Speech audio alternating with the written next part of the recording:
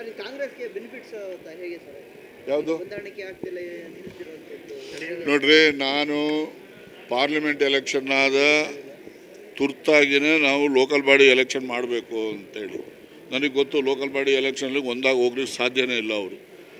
ಅದರಿಂದ ಅವ್ರನ್ನ ಬ್ರೇಕ್ ಮಾಡಬೇಕು ಅಂದರೆ ಅದನ್ನ ಮಾಡಿ ಎಲೆಕ್ಷನ್ನು ಅಂತ ನಾನು ಮಾಡಿದೆ. ಈ ನಮ್ಮಲ್ಲಿ ಕೆಲವು ಜನ ಇರ್ತಾರಲ್ಲ, ಅಲ್ಲಿ ಏನು ಗ್ರೌಂಡ್ ರಿಯಾಲಿಟಿ ಇದೆ ಅದನ್ನು ಸರಿಯಾಗಿ ಅರ್ಥ ಮಾಡ್ಕೊಳ್ದೇ ಇರೋರು ಎಲ್ಲೆಲ್ಲ ಈಗೆಲ್ಲ ಎಲೆಕ್ಷನ್ ಹೋಗೋಕ್ಕಾಗ್ತದೆ ಬೇಡ ಅಂದರು.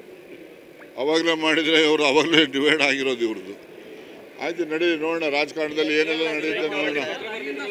ಸಿಎಂ ಅವರು ಹೋಗ್ಲಿಕ್ಕೆ ಕಾಮಗಾರಿ ಒತ್ತುವರಿ ಕೆಲಸ ನಡೀತಾ ಇದೆ, ಅದ್ರ ಬಗ್ಗೆ ಕಮೆಂಟ್ ಮಾಡಿದ್ದಾರೆ. ಕಾಂಗ್ರೆಸ್ ಸರ್ಕಾರನು ಬಿಜೆಪಿ ತರ ಮಾಡ್ತಾ ಇದೆ. ನೋಡಿ, ರಾಜಕಾರಣದಲ್ಲಿ ಅವರು ಪಿನರಾಯಣ್ ಹೇಳಿರೋದು ಹೇಳ್ತಾ ಇದ್ದಾರೆ. ಅವ್ರಿಗೇನು ಮಾಹಿತಿ ಕೊಟ್ಟಿದ್ದಾರೋ ಆ ಮಾಹಿತಿ ಆಧಾರದ ಮೇಲೆ ಹೇಳ್ತಾರೆ. ಆದರೆ ಇಲ್ಲಿ ವಾಸ್ತವಾಂಶನೇ ಬೇರೆ. ಇಲ್ಲಿ ಯಾರೊಬ್ರಿಗೂ ತೊಂದರೆ ಆಗದ ರೀತಿಯಲ್ಲಿ ಅಭಿವೃದ್ಧಿ ಕೆಲಸ ಆಗಬೇಕು ಅಂತ ಹೇಳಿದ್ರೆ ಯಾರಿಗಾರ ಒಬ್ರಿಗಿಬ್ಬರಿಗೆ ಅನಾನುಕೂಲ ಅದೇ ಆಗ್ತವೆ. ಎಲ್ಲರೂ ತೃಪ್ತಿಪಡಿಸಿ ಅಭಿವೃದ್ಧಿ ಕೆಲಸ ಮಾಡಲಿಕ್ಕೆ ಆಗೋದಿಲ್ಲ.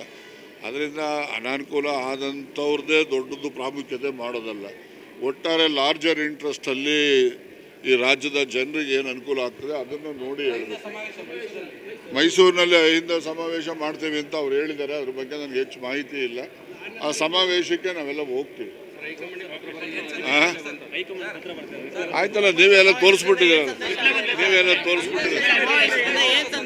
ಇಲ್ಲಿ ಹೋಗ್ಬೇಕು ಈ ಕಡೆಗೆ. ಯಾರು? ಸಿದ್ದರಾಮಯ್ಯನವರು ದೆಹಲಿ ಹೈಕಮಾಂಡ್ ಹೇಳೋವರೆಗೂ ಮುಖ್ಯಮಂತ್ರಿ ಅವರೇನೆ. ಅವರು ಇರ್ತಾರೆ. ಏನು ಸಂಘಟನೆ ಮಾಡಿದ್ರೆ ತಪ್ಪೇನ್ರಿ? ಯಾವಾಗಲೂ ಕೂಡ ಸಮಾಜದಲ್ಲಿ ದುರ್ಬಲ ವರ್ಗಗಳಲ್ಲಿ ರಾಜಕೀಯದ ಮನಸ್ಥಿತಿಯನ್ನು ಉಂಟು ಮಾಡ್ತಕ್ಕಂಥದ್ದಕ್ಕೆ ಈ ಅಹಿಂದ ಸಮಾವೇಶವೇ ಹೊರತು